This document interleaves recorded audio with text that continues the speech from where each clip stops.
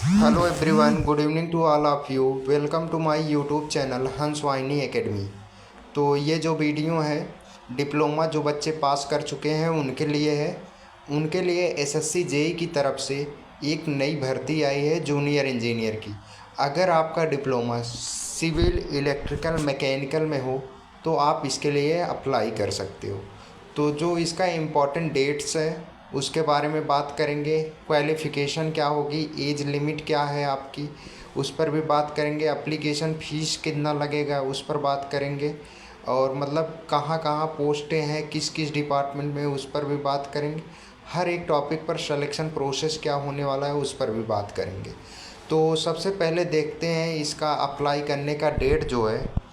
ठीक है, date for the submission of the application online application 28 March से 18 अप्रैल तक इसमें हम फॉर्म को भर सकते हैं रात 11 बजे तक। ये लास्ट डेट है इसका। और last date and time of making online payment करने की जो लास्ट डेट है इसका 19 अप्रैल 2024 रात 11 बजे तक हम इसमें अपना पेमेंट कर सकते हैं। और date of the windows of the application form correction and online payment of correction charges. देखो, अगर आप फॉर्म भरने में कोई मिस्टेक करते हैं तो आप करेक्शन कराएंगे, करेक्शन का अलग से चार्ज आपका देना पड़ेगा। और करेक्शन की डेट जो है वो है 22 अप्रैल से 23 अप्रैल के बीच 11 बजे तक आपका करेक्शन होगा। फिर इसके बाद tentative schedule computer based examination paper first. इसमें पेपर फर्स्ट जो होगा आपका सीबीटी फर्स्ट एग्ज़ाम, ये टेंटेटिव शेड्यूल है, ये चेंज भी हो सकता है। 4 जून से आपका 6 जून तक होगा, 2 दिन होगा। ये टेंटेटिव है, चेंज भी हो सकता है। और सीबीटी 2 जो है इसका अभी डेट नहीं आया है, आने के बाद ये लोग इन्फॉर्म करेंगे। और toll free helpline number to call in case of the any difficulty in the filling up the online application form. अगर आपको कोई भी प्रॉब्लम आती है एप्लीकेशन फॉर्म भरने में तो इन्होंने एक टोल फ्री नंबर दिया है, इस पर आप कॉल करके अपनी समस्या को बता सकते हैं। ठीक है, ये हो गया इसका इम्पोर्टेंट डेट्स।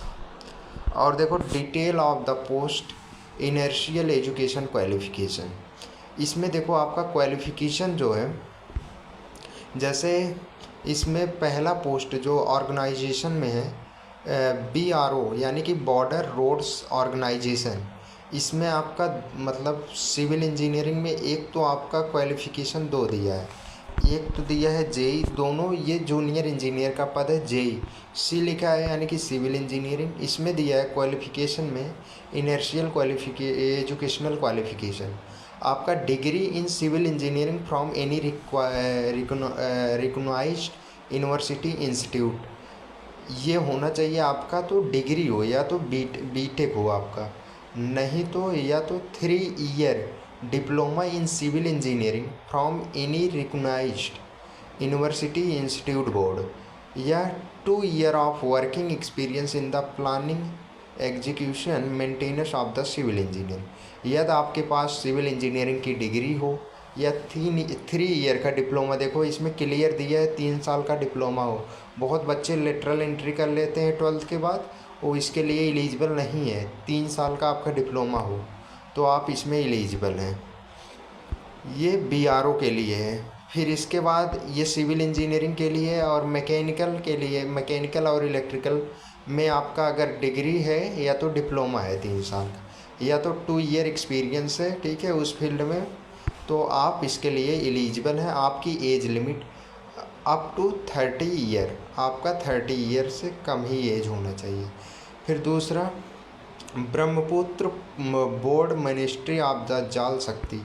इसमें भी सिविल इंजीनियरिंग मांगा है आपका, 3 ईयर का डिप्लोमा होना चाहिए, आपका एज 30 साल से कम होना चाहिए।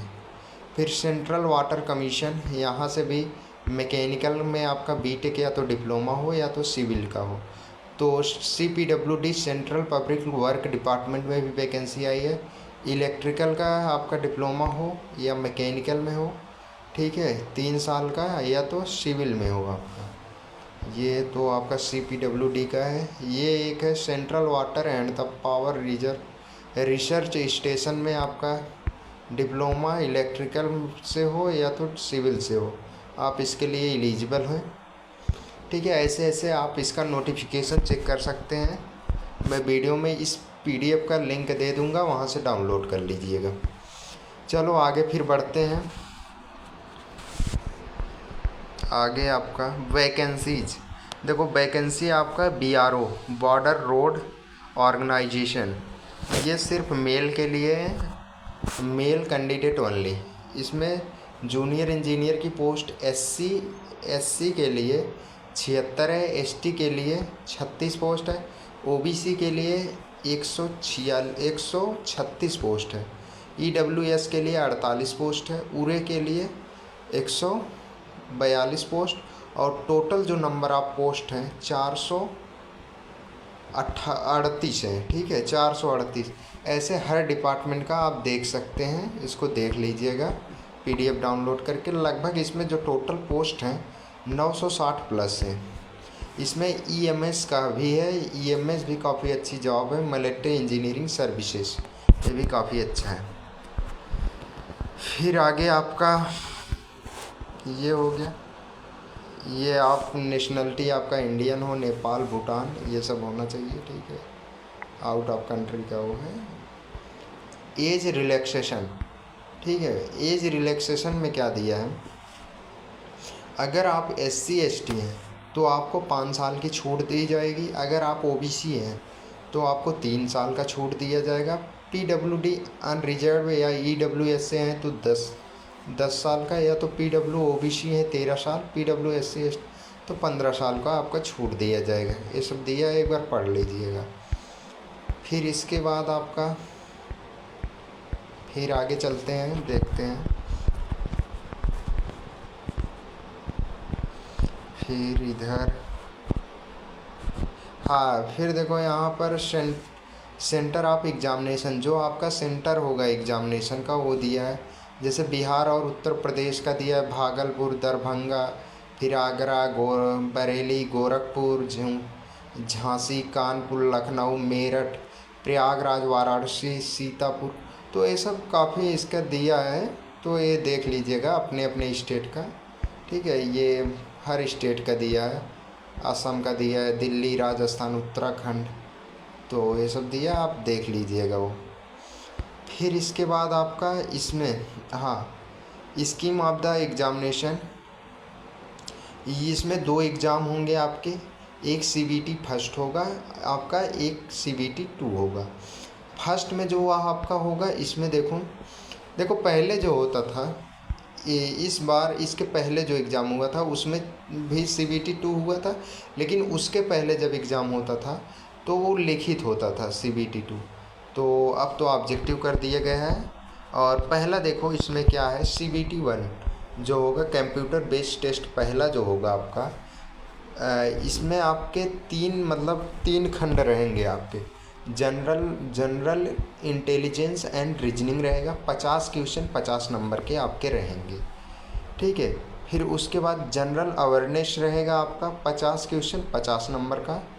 फिर आपका पार्ट A रहेगा, उसमें जो रहेगा आपका, आप जिस ब्रांच से रहेंगे, सिविल, इलेक्ट्रिकल, मैकेनिकल, तो आपके ब्रांच से रिलेटेड 100 क्वेश्चन रहेंगे।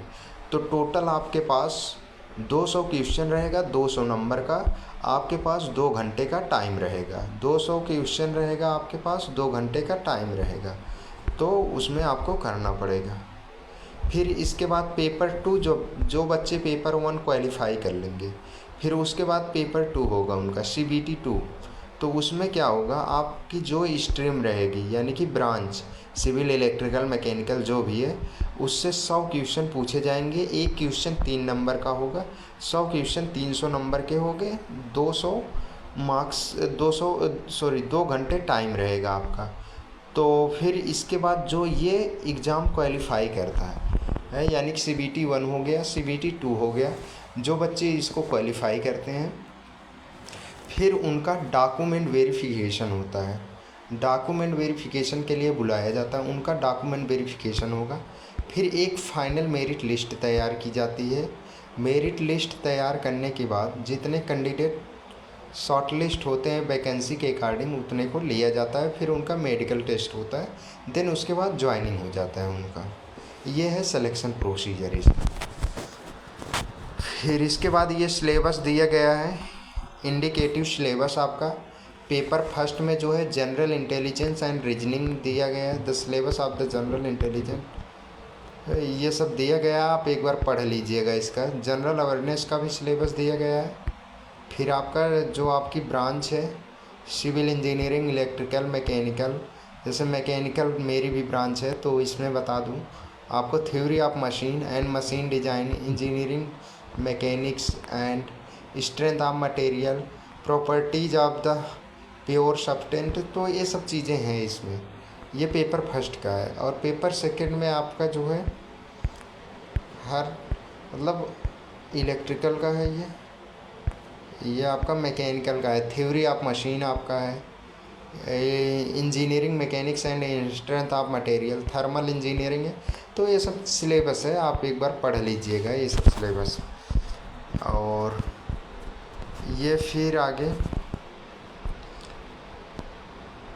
एडमिशन टू द एग्ज़ामिनेशन, आपको एग्ज़ामिनेशन के लिए ये सब डॉक्यूमेंट आपका दिया गया है, आधार कार्ड हो या ई प्रिंट आउट हो उसका, voter ID, driving licence, PAN card, passport, school, इसमें से एक कार्ड आपके पास होना चाहिए, आइडेंटिटी वेरिफिकेशन। डीबी के लिए आपका ये कंडीशन से दिए गए हैं, जितने डॉक्यूमेंट मांगे जाएंगे ये सब दिया है, एक बार पढ़ लीजिएगा इसको। तो पोस्ट प्रेफरेंस देखो इसमें दिया है, minimum mode of selection, minimum qualifying paper first and paper two are following. देखो ओबीसी वाले अगर 25% नंबर पाते हैं तो उनको पेपर फर्स्ट पास कर दिया जाएगा, ठीक है। फिर उसके बाद पेपर 2 उसमें उनको बैठाया जाए। इसमें दिया है based of the normalisation marks score in the paper 1 computer based examination and candidate will be shortlisted category wise of the appear in the paper 2। देखो अगर आप पेपर 1 में 25% मार्क्स लाते हैं ओबीसी में, तो आप पेपर 2 के लिए शॉर्ट लिस्ट किए जाएंगे, आपको पेपर 2 में बैठाया जाए, ये चीज़ें दी गई हैं। तो और आगे क्या दिया है, आगे लगभग सब चीज़ें हो गई हैं इसमें। मैं इसका लिंक दे दूंगा डिस्क्रिप्शन में, आप लोग वहाँ से इसको एक बार पढ़ लीजिए। ये फॉर्म फिलिंग का बताया है कि 1 टाइम रजिस्ट्रेशन, ओटीपी जो स्टार्टिंग रजिस्ट्रेशन करोगे, फिर ये फॉर्म फिलिंग का प्रोसेस यहाँ पर बताया गया है, ठीक है। फिर इसके बाद लॉगिन विद न्यू पासवर्ड, ये सब फॉर्म फिलिंग का बताया है, ठीक है। तो आप इसको भर सकते हैं। फिर इसके बाद ये लास्ट में फीस पेमेंट का क्यूआर दिया है, डिक्लेरेशन। फिर बस और कुछ है नहीं इसमें। हाँ एक चीज़ और, जो बच्चे फॉर्म भरेंगे उन लोग का जो फ़ोटो और सिग्नेचर अपलोड करते हैं, देखो ऐसे ही अपलोड करना है, इस तरह आपका एक्सेप्टेबल फ़ोटोग्राफ, ऐसे करोगे तभी एक्सेप्ट होगा। और अगर आप कहीं इस तरह पेंटिंग में भेज दोगे, इस तरह भेजोगे, टोपी लगाकर भेजोगे, चश्मा लगाकर स्टाइल में भेजोगे, तो ये सब रिजेक्ट कर दिया जाएगा। आपका फ़ोटो एकदम आपका फेस दिखना चाहिए, जैसे ये फ़ोटो है आपको ऐसे ही आपको अपलोड करना है, और सिग्नेचर भी अच्छे से अपलोड करना है, जिससे आपका फॉर्म रिजेक्ट ना हो। और फॉर्म को ध्यान से भरना, कोई मिस्टेक मत करना, ठीक है। तो ये वीडियो यहीं तक रखते हैं, लगभग सारी चीज़ें मैंने बता दिया है इसके बारे में। अगर कोई भी डाउट रह जाता है तो वीडियो के कमेंट बॉक्स में जाकर कमेंट कर देना, तो मैं उसका रिप्लाई कर दूंगा, ठीक है। फिर चलो फिर चलते हैं, ठीक है, मिलते हैं किसी दूसरे वीडियो में। Thank you for watching this video.